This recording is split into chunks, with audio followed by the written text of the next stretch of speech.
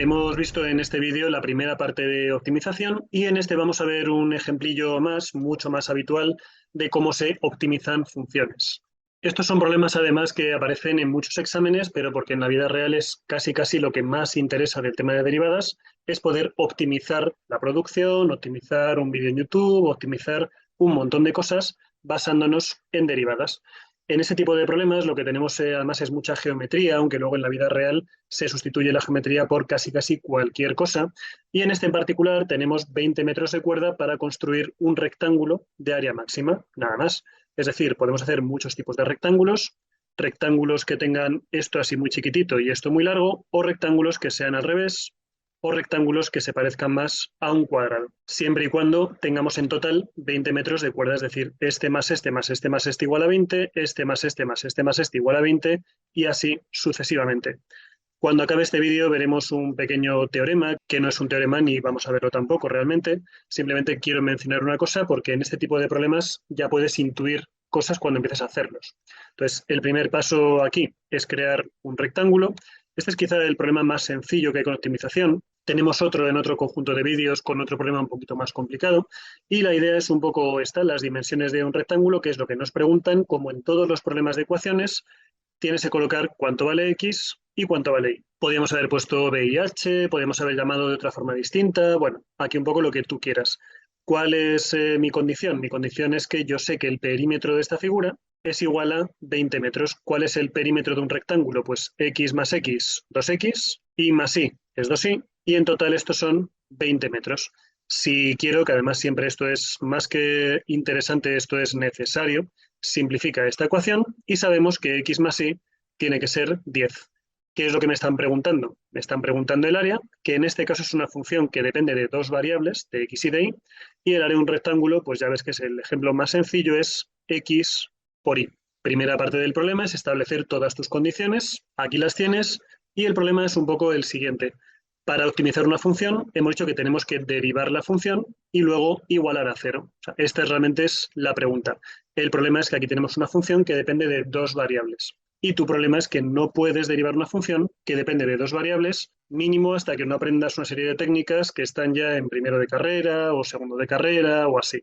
Ahora mismo no se pueden derivar funciones que dependan de dos variables. Entonces, claro, ¿cuál es el primer paso para optimizar funciones? Pues conseguir que una función que tiene dos variables solo tenga una variable. ¿Y esto cómo lo hacemos? En este ejemplo creo que se ve muy bien, no tiene mucho misterio, y la idea es un poco la siguiente.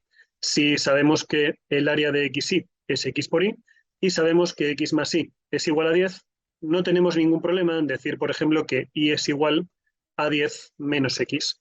Entonces, tu primer problema siempre en optimización consiste en que despejes una de las variables, la más sencilla en general, aquí nos da un poco igual, y sustituyas una por la otra. Y tendríamos ya nuestra función que depende de una única variable.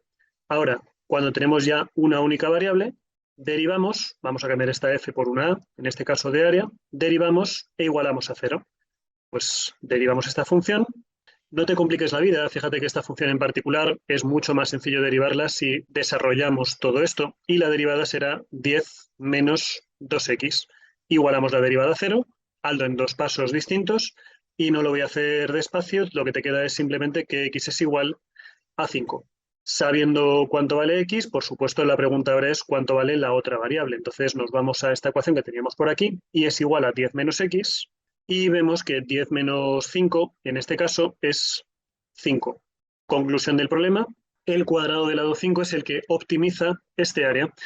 Esto es muy interesante además porque fíjate que todos los cuadrados son rectángulos, hemos partido de un rectángulo, pero no todos los rectángulos son cuadrados, es decir, un cuadrado es un caso particular de un rectángulo, igual que una circunferencia es un caso particular de una elipse y así sucesivamente. Resulta además muy ilustrativo hacer esto en GeoGebra, vamos a quitar todo este tipo de cosas de aquí y vamos a fabricar un cuadrado que tenga estas características. Para ello lo que voy a hacer es colocar un deslizador que va a estar entre 0 y un máximo de 20 metros, bueno, 20 ya no va a poder ser, un máximo de 10 metros, y una variable b, que lo que va a ser es lo que no sea esta variable a, es decir, 10 menos a. Entonces, si uno de los lados mide 1, el otro lado tiene que medir 9, de forma que 9 y 1 son 10, y multiplicado por 2 tenemos 20. Si el lado a mide, por ejemplo, 3, el lado b tiene que ser 7, de forma que el doble de 3 y el doble de 7 es el doble de 10, que son los 20 metros en total para fabricar esta figura. ¿Cómo podemos fabricar el rectángulo? Pues quizá lo más sencillo sea colocar los puntos directamente. Hay un montón de formas para hacer esto. Vamos a poner el punto A en el punto 0A, por ejemplo. Ahí lo tendríamos. El punto B lo colocamos en vez de 0, BA, para que esté a esa misma altura. El punto C lo colocamos en B0 para que lo tengamos aquí abajo. De esta forma, con la herramienta de polígono, no tenemos más que unir este con este, con este, con este y con este. Ahí tenemos todo. Vamos a quitar todas las etiquetas porque no nos hacen falta para nada ahora mismo. Y un poco la idea es que si yo ahora modifico este A, pues ahí tienes un rectángulo que se va a ir moviendo hasta un máximo de una altura 10, un rectángulo muy estrechito, y va a pasar hasta tener una anchura de 10, pero muy poquita altura. Al sumar todos los lados, siempre nos va a quedar 20, tiene que quedar 20, de hecho podríamos poner aquí, perímetro es igual a 2A más 2B, o A más B más B, y fíjate que esta P no va a cambiar nunca, siempre va a ser 20. ¿Qué nos interesa aquí? Nos interesa el área. Entonces hay una herramienta por aquí, que está ahí, que es el área de una figura. Si pulsas en el área y pulsas aquí en el rectángulo, te dice cuánto vale el área de ese rectángulo. Ahora mismo serían 19,34 unidades cuadradas, lo que sea, nos da un poco igual, y vamos a ir modificando este área para que veas un poco qué está ocurriendo. Fíjate en el rectángulo pequeño, ahí va subiendo de área. Ahora de repente es como que se estanca de repente y ahí vuelve otra vez a bajar hasta que cuando tenemos un rectángulo muy fino, tenemos ahí prácticamente área cero. Volvemos a subir otra vez, ahí se vuelve a estancar y de ahí vuelve a bajar otra vez hasta que tenemos área prácticamente cero. ¿Dónde se ha estancado este rectángulo? Pues está bastante claro. Ahí ves cómo va aumentando el área, va aumentando, va aumentando. Llegamos al lado 5, que sería un área de 5 por 5, 25 metros cuadrados, y a partir del 5 vuelve otra vez a bajar, a bajar, a bajar y a bajar. Claro, el área óptima de este rectángulo realmente es que tenga un lado de 5, es decir, que no sea un rectángulo, bueno, que sea un rectángulo y dentro de los rectángulos que sea un cuadrado. Hay una serie de resultados muy interesantes con esto y esto vamos a resumirlo un poco en que la mayor parte de problemas de optimización conllevan al final figuras regulares. Y una figura regular conlleva en un concepto súper interesante y súper utilizado, sobre todo en física, que es el de la simetría. A fin de cuentas, piensa que un rectángulo es una figura simétrica, pero dentro de los rectángulos el cuadrado es la figura más simétrica.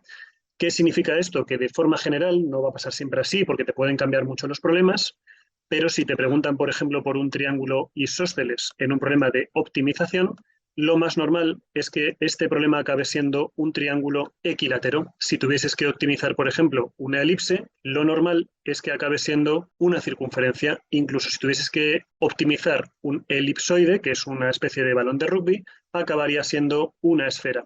Esta es un poco la razón por la que las gotas en el espacio acaban formando esferas. No sé si has visto alguna vez este tipo de vídeos, pero busca por ahí líquidos en el espacio y si yo cogiese, pues no sé, este café que tengo aquí a medias y lo lanzase al espacio y esperase un rato, ese café acabaría formando una esfera de café que se iría moviendo por todo el espacio. ¿Por qué ahora mismo aquí no tenemos una esfera? Porque hay una gravedad que está rompiendo esa simetría y hace que tengamos una especie de cilindro de café, por decirlo así. Por eso decía que en general hay que ver un poco qué tipo de problema tenemos, porque tú imagínate, por ejemplo, pues no sé, este mismo problema, imagínate que queremos construir un triángulo de estas características, en las cuales lo que nos preocupe no son las dimensiones como tal, sino que tenemos que construir aquí un segmento que nos cuesta 2 euros por cada metro, aquí el mismo con 2 euros por cada metro, pero por la razón que fuese, la base de ese triángulo nos cuesta 10 euros el metro porque necesitamos agarrar de aquí esta figura o algo por el estilo. Entonces, claro, ya hemos roto la simetría y esto ya no va a llevar a un triángulo equilátero. Ahora bien, si los tres lados tienen mismas características, que es lo que pasaba en este ejemplo de aquí, lo normal es que todos estos problemas acaben en una figura simétrica. Al respecto de esto, y como físico que soy en particular, una de las personas que hizo una de las contribuciones más interesantes al campo que relaciona matemáticas con física fue esta señora, Emily Nether, que aparte de un montón de cuestiones relacionadas, pues bueno, con toda esa vamos a llamarlo, dejadez que hemos tenido históricamente con la preocupación con que la mujer pueda entrar o no en la ciencia, con esa tontería que hemos tenido siempre acerca de que las mujeres no podían valer para la ciencia y con ese impedimento que los hombres históricamente le hemos puesto a las mujeres porque hiciesen ciencia, pues pese a todo ello, hubo una serie de mujeres que a base de luchar mucho más de lo que deberían haber hecho, consiguieron resultados muy interesantes. Esta es una de ellas, Emily Nether, que hizo una serie de teoremas de simetrías que llevaron pues, a que cuando tú en las matemáticas de las ecuaciones ves una simetría, automáticamente en física aparece una cantidad conservada. ¿Qué es una cantidad conservada? Pues, por ejemplo, la energía, si recuerdas algo de física, es una cantidad conservada. Cuando en alguna ley en particular, no voy a contarte esto ahora, sea la que sea una de ellas en particular, ves una simetría, esa simetría acabó siendo, por ejemplo, la energía y una conexión entre ellas. Si recuerdas, por ejemplo, el momento angular, que es el que permite que estemos dando vueltas al Sol de una determinada manera, hay una simetría en una serie de ecuaciones que conllevan a esa conservación del momento angular.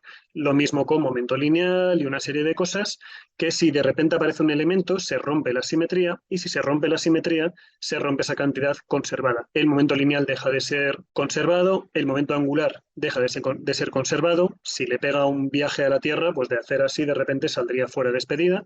Pero, por ejemplo, en el tema de la energía, no tiene por qué ser la energía siempre la misma, porque también se puede romper la simetría y de repente la energía no es constante. Por tanto, si se crea o si se destruye, aumenta la energía o disminuye la energía sin que le pase a otra zona distinta. Este es un tema muy interesante, tiene además un libro muy chulo, Eduardo Sá de Cabezón, que se llama El árbol de Emi, un libro muy, muy chulo que habla acerca de ese tipo de cuestiones, aparte de Emi y Nether, pues de la relación que hemos tenido los hombres con las mujeres en la no permitividad con que ellas entrasen a hacer ciencia. De hecho, hace 200 años, si tú eres una mujer y me estás viendo, no podrías entrar en una facultad porque directamente no te dejan ese acceso. Entonces, una recomendación muy interesante que tiene que ver con toda esta cuestión de la optimización. Por último, te sugiero que veas el otro vídeo que tengo hecho sobre optimización, que es un problema un poquito más complicado, y con esto cerramos ya toda esta cuestión de la optimización de funciones. Espero que te haya sido útil este vídeo como siempre y nos vemos ya en el siguiente.